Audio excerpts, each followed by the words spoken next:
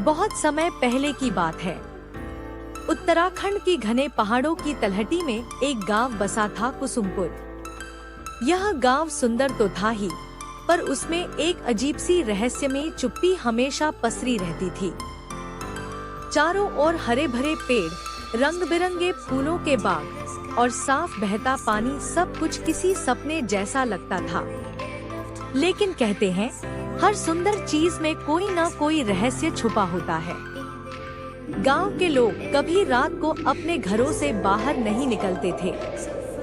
यदि कोई राहगीर गलती से गांव में रात बिताने आ जाए, तो सुबह वह अजीब सी हालत में पाया जाता। उसकी याददाश्त खो जाती या वह कोई बिन सिर पैर की बातें करने लगता। धीरे धीरे कुसुमपुर की यह बात दूर दूर तक फैल गई कि वहाँ कोई अदृश्य शक्ति रहती है।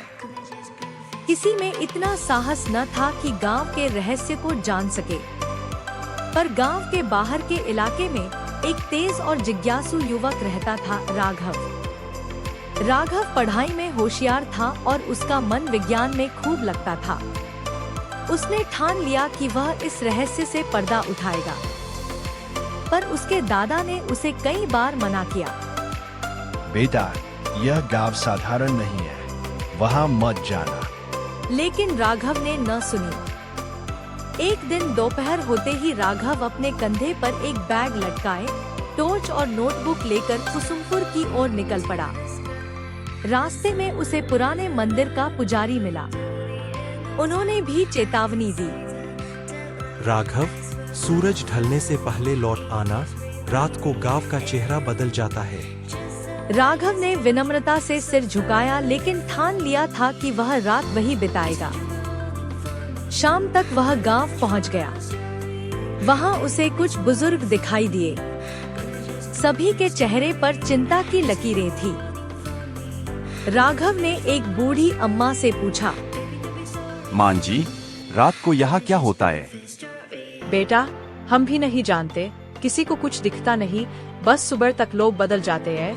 पहले हमारा गांव बहुत खुशहाल था, लेकिन एक पुरानी गलती के कारण इस पर यह आपदा आई। कौन सी गलती? राघव ने तुरंत पूछा। अम्मा ने लंबी सांस ली। कई साल पहले गांव वालों ने पास के जंगल में एक प्राचीन मंदिर को गिरा दिया था। वहां की मूर्ति को तोड़कर सोना निकालने की कोशिश की।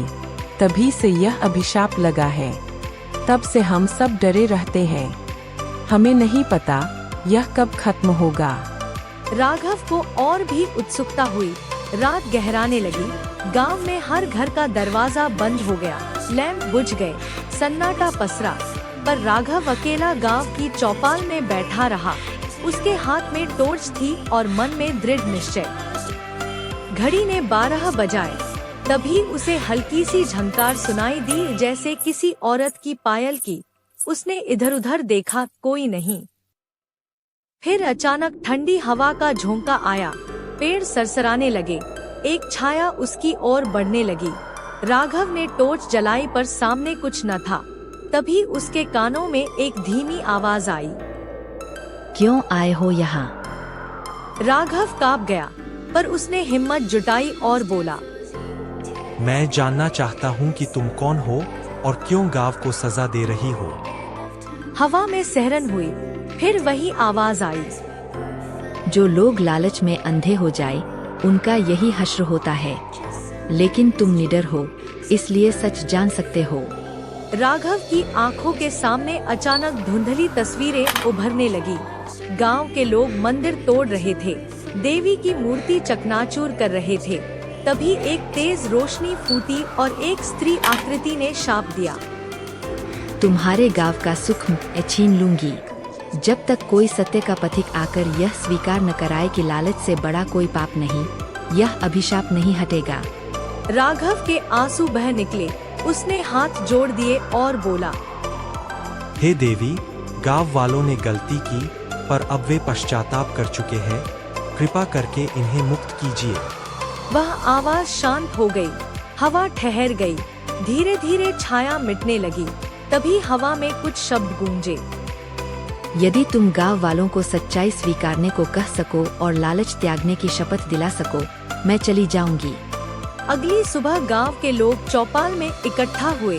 राघव ने सबको रात का अनुभव बताया।